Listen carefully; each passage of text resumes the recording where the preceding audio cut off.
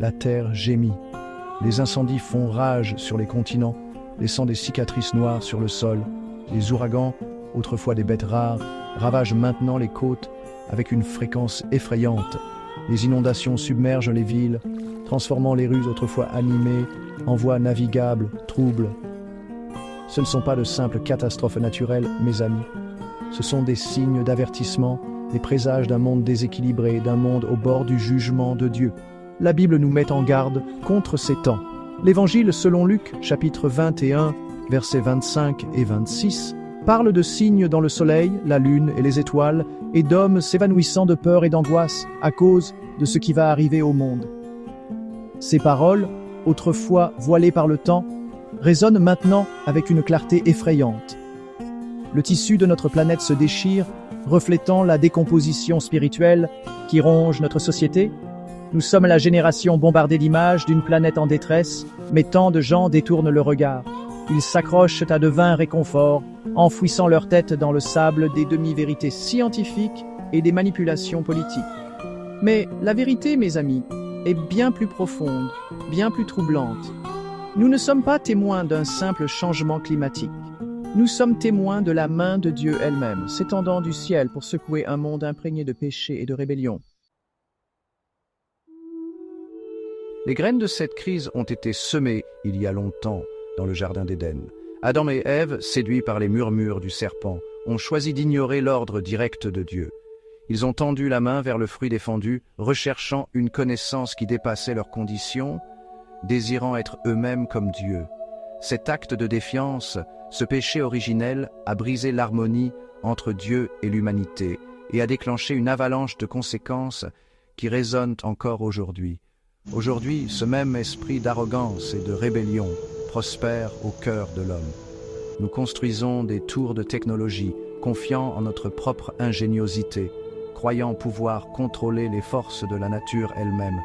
Nous créons la vie en laboratoire, jouant avec les blocs de construction de la création, nous tapant sur l'épaule pour notre propre génie. Mais notre sagesse n'est que folie aux yeux de Dieu.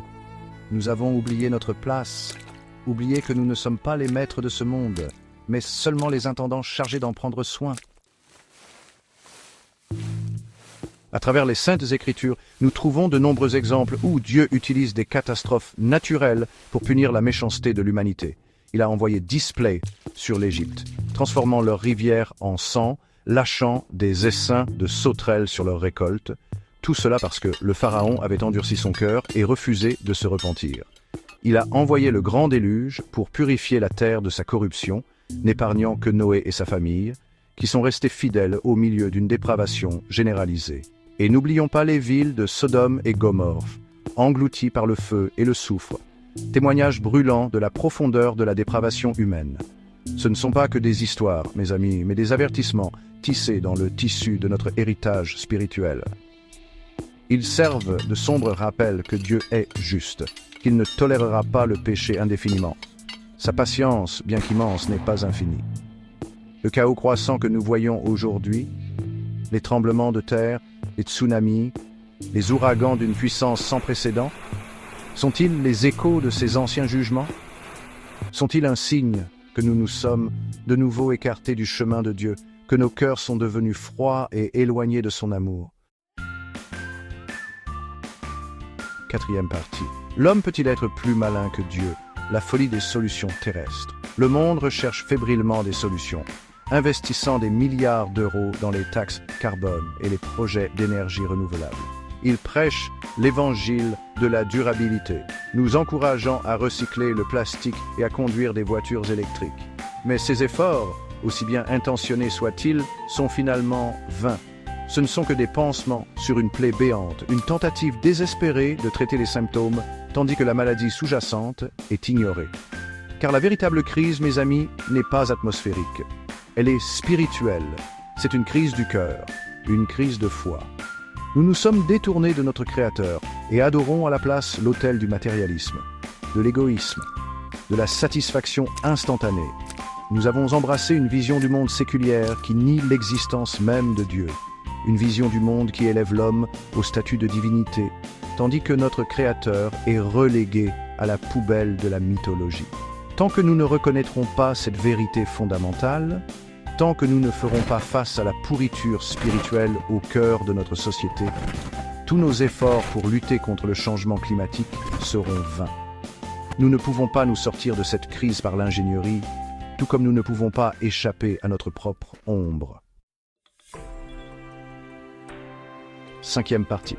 La seule issue, le repentir et l'espoir de la rédemption. Cependant, il y a de l'espoir. Il existe une issue à ces ténèbres, un chemin vers la guérison et le renouveau. Mais ce n'est pas un chemin pavé de panneaux solaires et d'éoliennes. C'est un chemin pavé d'humilité, de repentir, de retour dans les bras aimants de notre Créateur. C'est le chemin de Jésus-Christ, le Fils de Dieu, qui est venu sur cette terre pour nous offrir le salut de nos péchés. Il n'y a de salut en aucun autre, nous dit la Bible dans les Actes des Apôtres, chapitre 4, verset 12. Car il n'y a sous le ciel aucun autre nom qui ait été donné parmi les hommes, par lequel nous devions être sauvés. Il ne s'agit pas de rituels vides ou d'adhésion aveugle à des dogmes. Il s'agit d'une transformation fondamentale du cœur, du rejet de l'égoïsme et du péché, et de l'approche de l'amour et du pardon de Dieu. Il s'agit de reconnaître notre besoin d'un sauveur, de reconnaître que nous ne pouvons pas nous sauver par nos propres efforts. 6e partie. Prendre une décision. Le chemin étroit vers le salut. Nous sommes à la croisée des chemins.